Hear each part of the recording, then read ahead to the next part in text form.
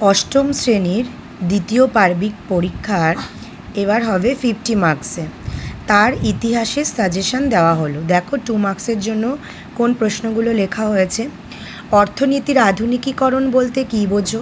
2 নম্বরে বঙ্গভঙ্গ বিরোধী আন্দোলন কেন গড়ে ওঠে? সূর্যাস্ত আইন কী?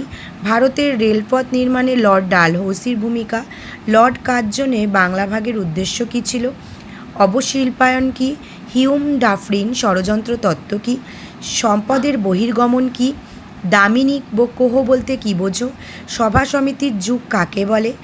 দাক্ষিণাত্য হাঙ্গামা কী?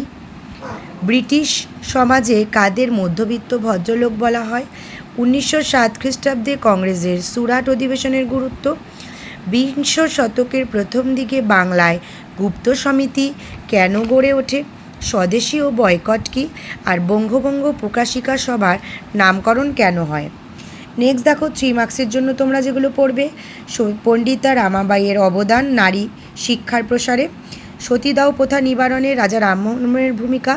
এখানে দুটো পড়ে রাখবে, সতীদাহ প্রথা আলাদা করে আমি দিয়েছি।